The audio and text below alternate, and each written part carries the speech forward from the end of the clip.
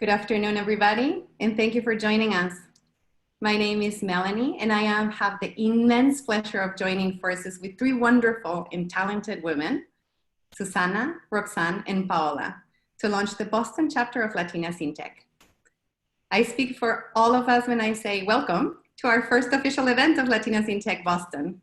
Gracias por estar aquí. Thank you all for joining us. Before I give the virtual floor to our wonderful speaker, Sarah, I'd like to take a couple of minutes to introduce Latinas in Tech. As many as you know, Latinas in Tech is a nonprofit organization that strives to connect, support, and empower Latina women working in tech.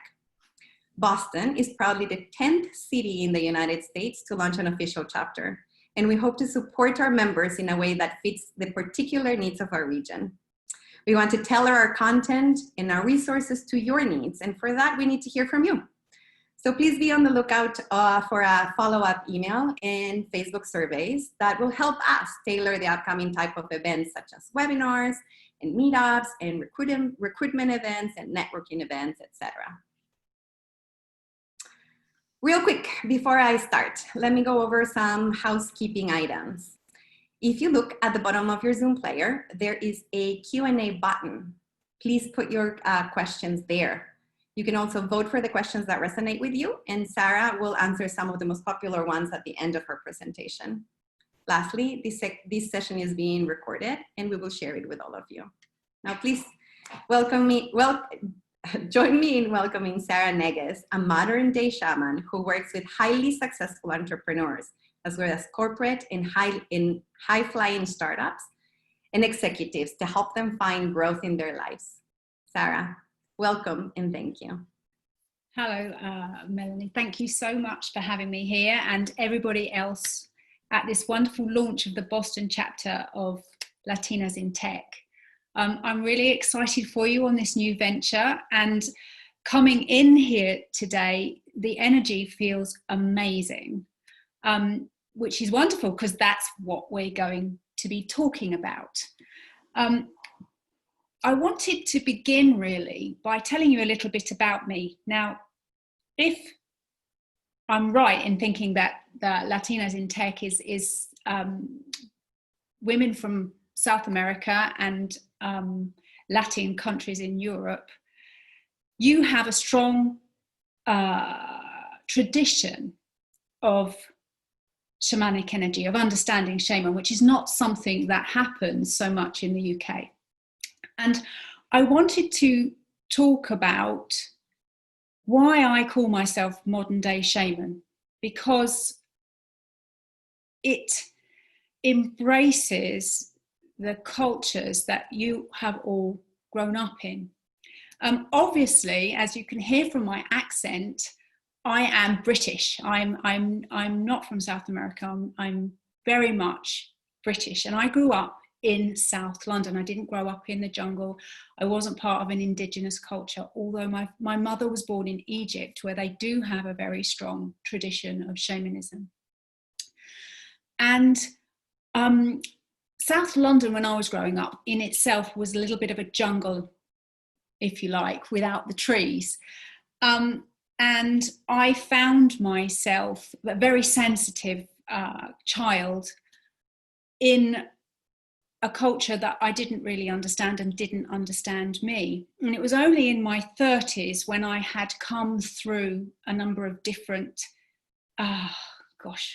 initiations, if you like, that I began to explore shamanism. And shamanism to me is this philosophy of gaining knowledge of yourself through experiencing energy, your energy in our world. And I find it a very exciting ancient art. Now, I wasn't initiated in the indigenous cultures by the time I was 30, although I have spent a lot of time in Peru learning from the shamans in the jungle. They're just near Iquitos. And what happened to me was that I began to call myself a spiritual teacher. I've been working like this since 2004, so I've got quite a lot of experience of it. And my clients began to call me, and I say this in quotes, their shaman. And what was happening was that my community chose me and named me, and I felt that I needed to honour their recognition of me, which is why I call myself shaman. And the modern day part is that here in the Western world, we are very much in dealing with emotional challenges all of the time. So I marry psychology and mindset with this wonderful ancient art. And today I'm going to take you all on a shamanic journey. Now, if you are part of our sign up group, there's nearly 200 people, I think, then I have had your names, and I'm going to connect all of your energy into the shamanic journey, so that even if you're watching this on replay, you're going to get as much from it as you can. Now, the title of what we're talking about today is how energy is your greatest asset. Now, I really, honestly have experienced and totally believe that this is true. You know, everything in our universe is energy. This is science. We are not matter, we're energy. 99.9 and then 12 more nines, bit of a mouthful to say, is energy, and 0.00001% is matter of us, of everything in the universe. Now, when I first came across that fact, I was blown away. I was like, oh my God, I really am living in an illusion. Oh my word, energy is about creating things through consciousness. Oh, and it gave me a real understanding. Something landed in me that excited me and allowed me to really feel my co-creative power. Now, as women, we have spent eons of time culturally being persecuted on some level or another. And that has brought us to all sorts of different levels of conditioning in our unconscious mind.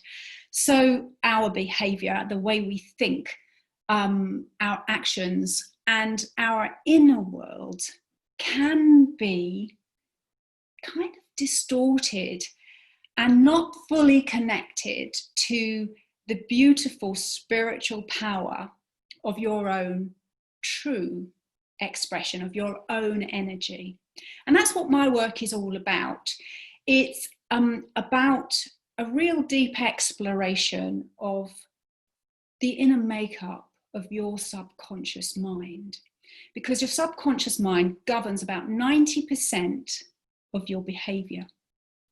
And I find for my life and the clients that I work with, that when you become aware of something within you, it gives you the choice. It gives you the freedom with which to choose to stay with that or to become something more. Now, our energy is our frequency of life. It is the vibration that we put out into the universe. Our own energy is a little spark of the great big soup that we are all interconnected with. And our vibration really does matter. Other people feel it. You know what it's like as you walk into a room and either feel really welcomed and comfortable, or you walk into a room and think, not sure this is my place. That is energy at work. That is you feeling the field around you. And again, as women, I'm going to be general here. We are very good at that. We are sensitives, and we are able to connect to our intuition very much more easily than a large number of men. And I think that makes us incredibly lucky, because we have the keys, if you like, to the door that opens up amazingness. Is that a word? Amazingness. I've made that up. Amazingness in our lives. Now, our frequency, our energy, is something that evolves over time. When we are born and when we come here, then we have this realization in childhood that we have to survive, that we are separate to the universe, that we are no longer love. And that sends us on a path mainly to survive, mainly to fit in, mainly to feel worthy, feel valid. And that puts us in some kind of box. My work is about removing the box, telling you that you have no need for a key, because the door to your spiritual self, to your own energetic frequency is open. All you have to do is get out of your own way. Now, being your best self in every single moment is the challenge that I offer you. Now, I can tell from the energy here that you guys are really motivated and determined to have an impact and make a difference in your individual lives, in your businesses and work, in the corporate world that you find yourself in. But also, I think, and I'm going to mind read here, I think in terms of a greater plan, you're gathering together to make things easier for the generations to come. And that is a real wonderful beginning. It's a service to our greater consciousness. And when you serve without expectation of any sort of response or something back, then you're really giving to the greater good. And it's about community, but in that, this ripple effect of energy moves out past our communities and into countries, into the world. And after all, we're living in a global village. Coronavirus at the moment is showing us that without doubt. We are all connected. And that for me is the basis of why I invite my clients and anyone that is interested in talking to me further to be their best self. Now, that sounds easy, doesn't it? Just be your best self, turn up, put a smile on, and be motivated and really go for it and show everyone what you can do.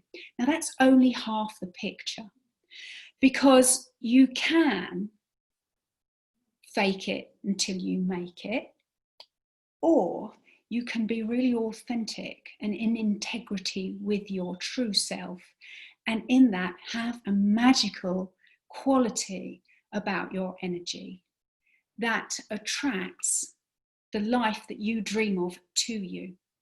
If you think that your best self, the one that you are now, is a foundation to your future self. Now, your future self is always that little bit away from you. You know, we in our lives are a wonderful work in progress, as well as being a masterpiece at the same time. You know, you're perfect as you are. Yet there's always more of you, and there's always more of your energy to explore. So how do we do that? What is a very simple formula for you if you are wanting to go within, if you are wanting to explore your best self, if you are wanting to attract success and all sorts of gorgeously wonderful things towards you? And I've written a little list here because I was thinking about you guys earlier. And there's a few steps, and I'm going to go through this. They're very general because I want to take you on a journey so that you can experience the magic of your own self. And as we are a group of over 100 people, I see, then the energy together is going to be pretty wonderful today. So, a few steps towards your best self being the foundation to your future self, so that your energetic vibration and frequency are really expressing the light of you, the power of you, and the magic of you. So the first thing, and I always go with this, and it's a lovely exercise, is to build a bigger vision. Wherever you are in your life, whatever you're experiencing, there will always be something more. Where can you see yourself going? What would you like to be known for? Not in your community. Let's make it really big. What would you like to leave? What is it that you want to be talked about when you are no longer here? What do you want to be known for? Can you build a bigger vision of your life? You know, if you think that you're looking down a tunnel, allow that tunnel to open 180 and build a vision of where you're going, or what could be. You know, there's predictability, the stuff that you know that you've experienced. Then there's possibility, the things that you can dream of. And then there's potential, which is anything that you set your intention for and you move towards in increments. So that's your bigger vision, number one. Now, whenever you build a big vision or decide that you're going to go for something more in your life, doubt will appear, and that is good, okay? Self-doubt is good. Self-sabotage is good. That sounds counterintuitive, doesn't it? But it just means that you are flushing out what your beliefs are around your dreams. Now, if you don't believe in your dreams, if you don't believe in yourself, if you are looking for validation that you are worthy, if you feel like a fraud, then we need to see these things. We need to hear them, because you can't change anything that is in the shadow. So whenever you open yourself up to the light of your big vision, know that you will be opening yourself up to the shadow aspects of yourself that want you to survive, that want you to stay safe, and that ultimately limit you. So the next step is, when you are able to see these limitations in your energy, reframe them. So in energy, there's duality always, and there's polarity. So I was talking with a client this morning who was feeling enslaved to a situation. And I invited her to think about the opposite polarity to enslavement, and that is obviously sovereignty. It is being the queen of the situation, but not in terms of off with her head queen, as in the empathic, compassionate queen that can see the plight of the slave energy and wants to empower that energy into something more. You see polarities in everything. We have light, we have dark, love, hate, and there will always be the other side of your limit. And if you can uncover your own limitations, you get a chance to reframe them. And the reframe is really positive, particularly if you then go and take action in the reframed perception. Now, number 4 in my list of steps is to develop your awareness of your inner world, of your spiritual self. Now, we get tied up in the busyness of our lives. Now, as women, again, I'm generalizing, we're pretty good at multitasking, but that multitasking can take our focus away from what's important. And what is important is your own energy and your expression of your spiritual light, which is what the world is waiting to see. Now, developing an awareness of your inner world means looking into your shadow, connecting with the light of you in your vision, and really understanding your limitations and working through them and beyond them. And often I find that limitations end up being a real gift. When we work through limitations, it means letting go of the past. And in letting go of the past, you let go of any power that the past has over you. The past can't be changed. It has been and done, but it can keep a recurring pattern of behavior going. And that's never helpful. That goes right back into shadow to look at your limitations. Number 6 is to build a network of collaboration in your community. Build a community of like-minded people that are going to support you on your quest to be your best self and move towards your future self.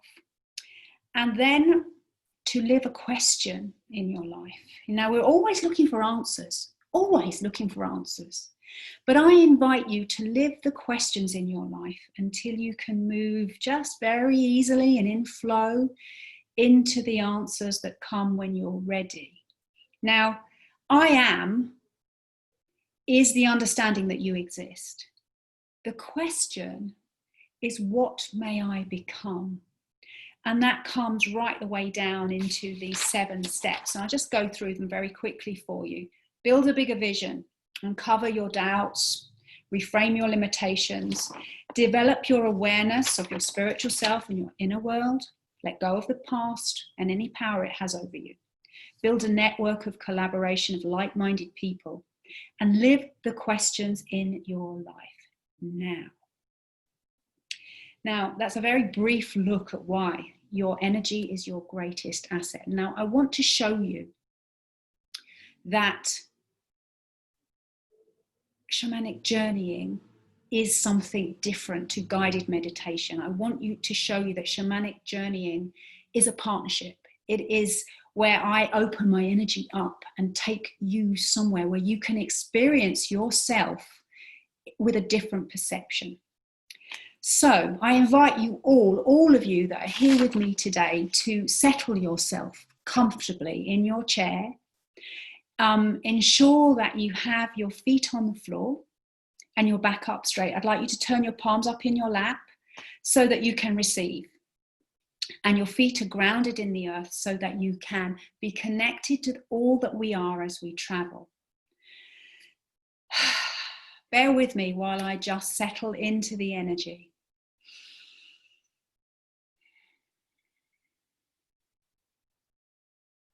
And I invite you all to come into your center, into your midline. Your midline is the bony structure of your spine and your skull. It is your brain and electrical nervous system of your central nervous system that runs in your spine. And it is the pathway of your chakras, from your base where you're sitting, all the way up to your crown that reaches up into the universe. Call your energy back to you from wherever it is in your life. It may be with your work, your partner, your children, your parents. It may be with your greater community. Bring your energy back into your center. And just breathe here with me. We're going to take 3 breaths. Inhaling and exhaling.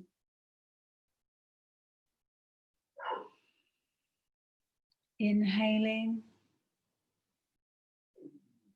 and exhaling. And one more. And just again, set your intention to be really centered.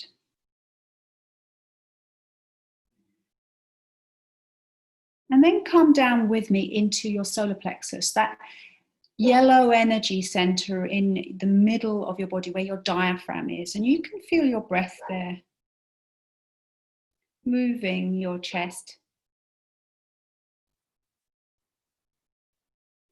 Let it settle with you. We're going to allow the energy of your solar plexus to open in front of you. So the yellow sun-like energy opens in front of you, almost like a semicircle. And you're going to walk with me into that yellow energy. This is where the seat of yourself is, where you have decided who you are in the moment based on your past beliefs. It is also the seat of your courage and bravery, and it's where you hold anger.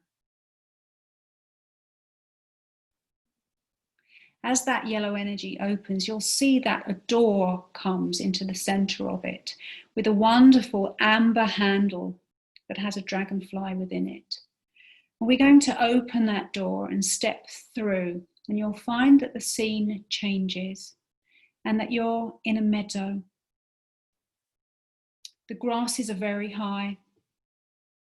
There's a stream, and in the distance, you can see high mountains that are jaggedy, almost like the back of a dragon. You walking through the meadow, feeling the tops of the grasses against your fingertips. You can see a path that has been trodden before you, opening up between the grasses, and you know to follow the pathway. We walk into this scene, and the pathway takes you to the edge of a plateau. You're looking out onto a plateau and there is a cliff, but you're very safe here on the side. And coming towards you across the plateau, flying in the sky, is the most wonderful white eagle. It has blue eyes and a yellow beak. And it is huge. And it lands in front of you. And you know to climb on its back. You tuck your knees under its wings. And the eagle flies off the cliff and across the plateau. It's taking you higher in the air towards a snow-capped mountain.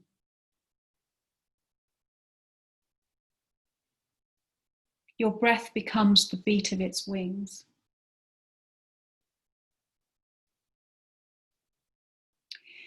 And here, as you land on the snow-capped mountain, you see a circular space set in the snow. And standing on the circular space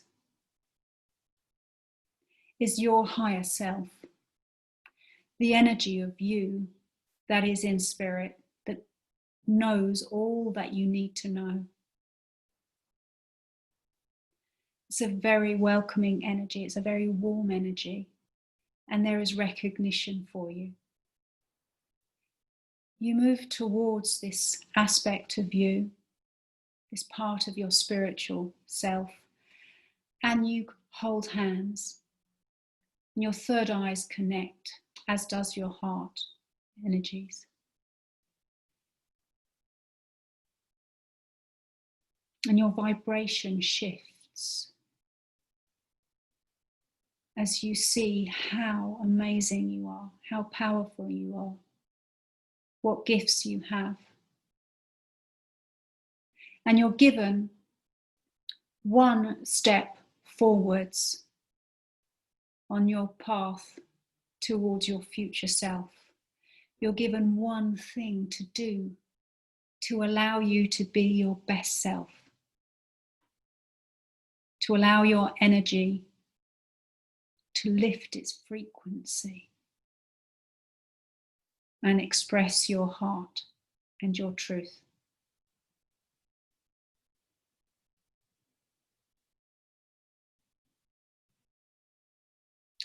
Just settle a moment here.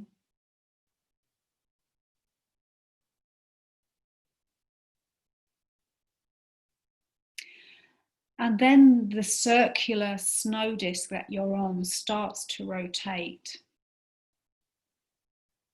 and moves down into the mountain. Your higher self stays up high in the heights of the snow on High Mountain here. And you see an ethereal thread of silvery gold attaching you to her as you come right down into the mountain, where you once again see the semicircle of yellow energy that takes you back into your solar plexus, into your own center and your own midline, with a deeper knowing of who you are, with a lift in your frequency. Coming over you right now is universal flow energy. It's purple and green and pink and white. And it's just clearing everything from you, grounding you to our earth. It's going to create a cloak around you to hold this energy in for 7 days, where you're going to be given the opportunity to step towards your future self, to take action in this new frequency of self, and to make some changes in your life. You're going to be given freedom of choice. And then we come back into our midline and connect once more with your breath in your body, that life force that is so abundant. You feel your body on the chair.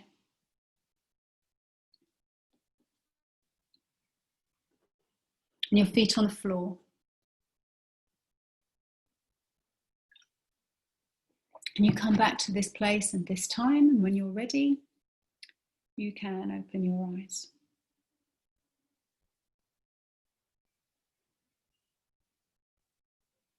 Just take a moment to rejig. That was a lot of energy, and that we went very far. It's a little snippet, but you will have been given some information for you. Your vibration will have changed. Now, anybody that has questions that I don't answer, I'm inviting you to, through Melanie or the board of the Boston chapter of Latinas in Tech, to get in touch so that I can answer your questions for you. I wanted to offer that out. And I'm going to hand back over to Melanie now, because she's going to help me with the questions, I think.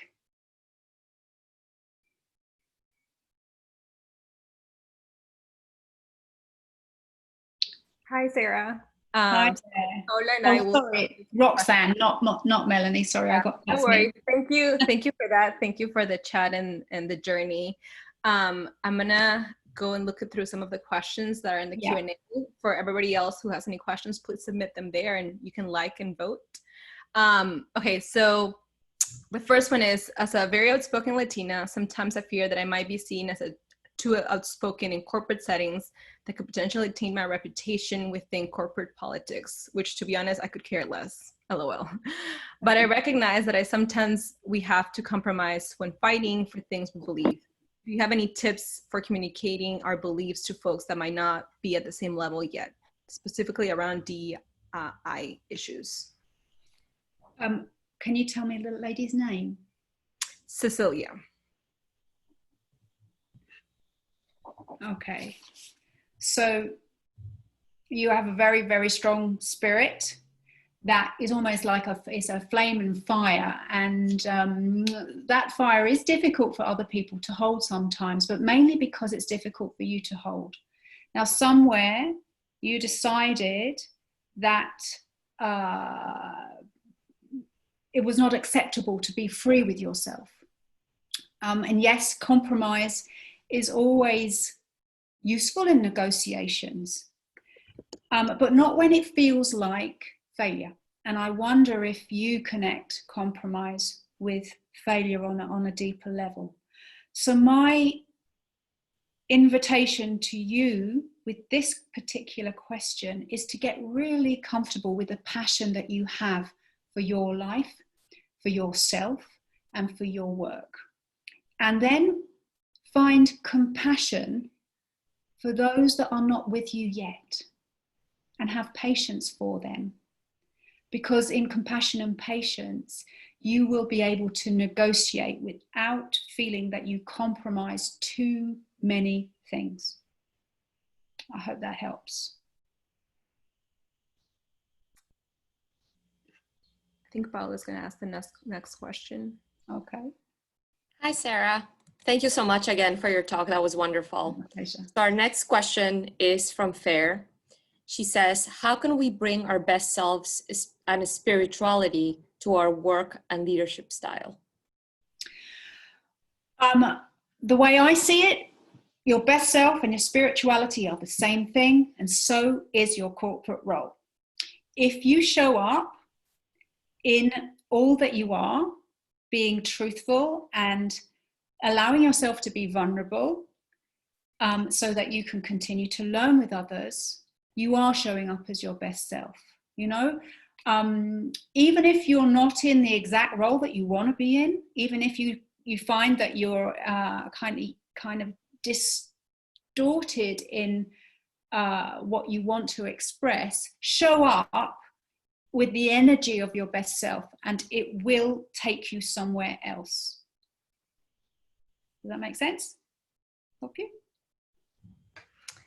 Okay, next question, and I want to know the answer to this one as well. Which book on your shelf have you reread many times, and why do you recommend it? The Alchemist by Paulo Coelho. Because every single time, I read it every year, every single time there is another message in it. That is definitely a good one. I also recommend it. Love that book. So our next question is from Lena. How do we move forward with our energy when our bodies and sometimes our minds have limitations and are not 100% healthy?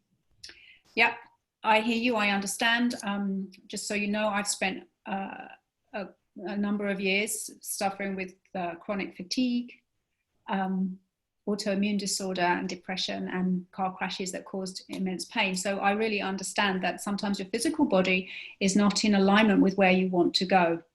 Now, for me, illness is an invitation to stop. It means that something is out of alignment with yourself, with your true self. It means that you are pushing too hard, too quickly, and that you need to be kind to who you are, to your own soul. And one of the questions that I invite my clients who are going through difficult times in terms of their health and their mind, in depression in particularly, is if you were talking to a treasured child, how would you talk to them?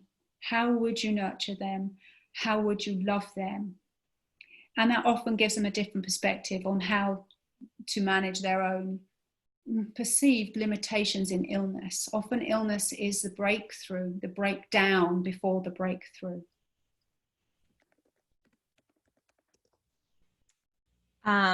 Okay, thank you, Sarah. Next question. How to deal with negative energy, from Fer Sagastume. I'm sorry if I butcher your last name. How to deal with negative energy in environments or with specific people.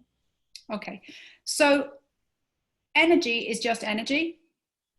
It doesn't actually have negative or positive connotations. We give it perception. Our expectation and how we perceive things is what makes it negative or positive.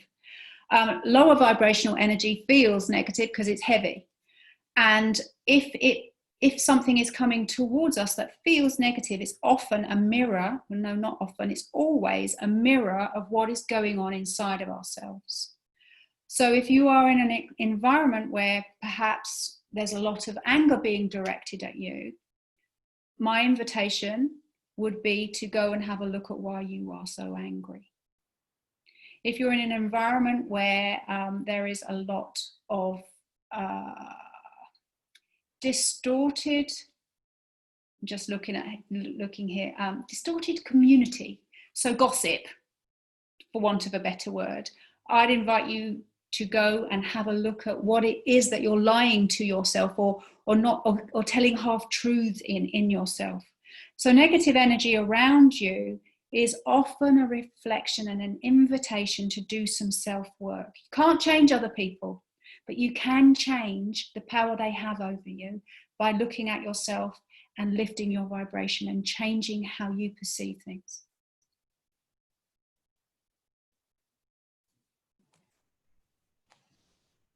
We have a question from Alexandra. Mm-hmm. Yes, self-awareness is key. How can you center yourself before engaging in work conflict?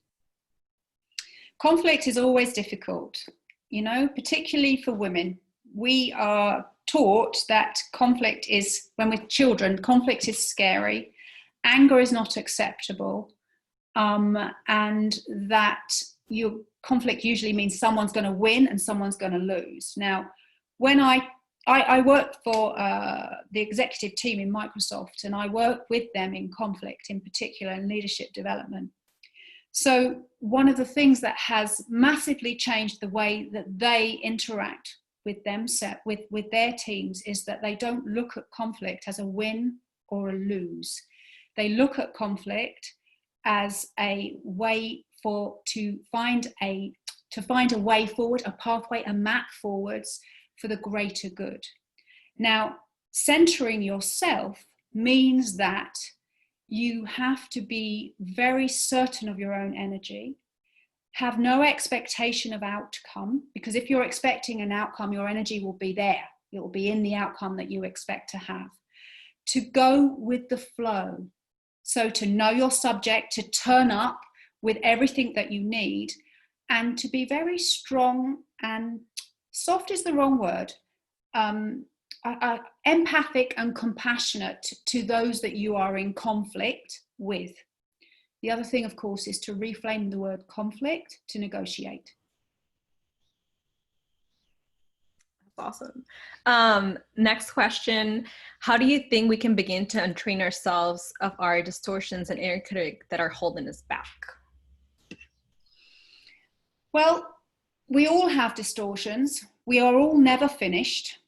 We're always going to be looking at more of our own self. And I know from my own personal experience, I'm 53 now, and I've been on this path since I was 30, consciously on this path since I was 30, is that our stuff is our stuff.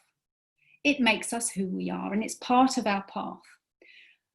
Whenever we come up against something that feels very, let's use the word negative or distorted, limiting, it's an invitation to grow.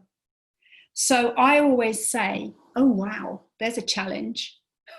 That doesn't feel very nice. Oh my God, that's that again. But I also come in with this other idea that what is on the other side of this? Who do I want to be? Who do I want to show up as? And that means getting to know the distortion, recognizing it, honoring it, finding out where it began, and then integrating a new way, a unraveled way, a more effective way of being into your life.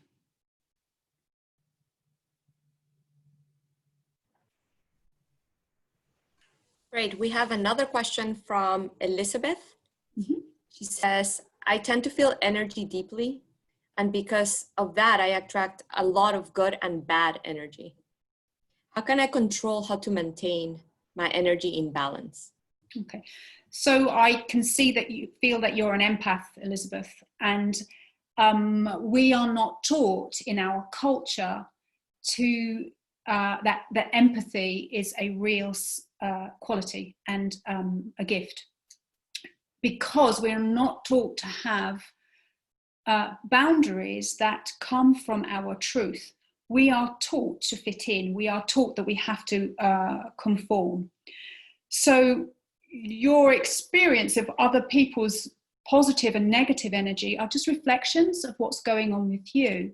So the more that you can get to know who you are, what your truth is, and that's subjective because truth changes dependent on the situation you're in or what it is that you understand about yourself. If you can build a real knowing of yourself, then whatever happens outside of you won't matter. You will be centered, you will be clear in your own channel, and your empathy will be something that you give out to others, and in that help them. Thanks, Sarah. I have a question from Urmi. I always feel that I'm not good enough. Being a mom, being a colleague, being a daughter to my parents. How do I make myself be content, satisfied, and happy? So, Urmi, you, my darling, are the only ever living, ever have lived, ever will live expression of your own energetic frequency. There is absolutely magic in that. You are so unique that you are priceless, and your own experience and your own input into our universal consciousness has amazing value that you can't measure. Now, I'm telling you that because I don't think you've ever thought of yourself in that way. You're not good enough goes back to being a little child. And I invite you to go and explore inner child work that will help you come to a place where you have a real idea of your own worth in being perfect, but imperfect in that perfectness, if that makes sense. Great. And I know we have a lot more questions, Mm-hmm. but we want to give a little bit of time at the end to some follow-ups, to share some gifts, to do a wrap-up. So I have this one last question from Egle. She says, I often have difficulties expressing myself to peers and superiors, mostly because I sound demanding, not so much assertive. I feel it is related to the path that I, as a woman in technology, have to go through in an organization with strong male leadership and power figures. What would you recommend in terms of how I can improve in that sense? Yes, this is a very good question. And what you're feeling is a pull and a push between the duality of masculine and feminine energy. And because you're surrounded in a very, an environment where masculine energy kind of runs the show, but it's a wounded masculine energy. It's not divine masculine energy. Divine masculine energy is motivating. It determines and creates a safe environment for the feminine energy to have ideas, to create. So I can see that you're actually working in this wounded masculine energy, and I invite you to allow the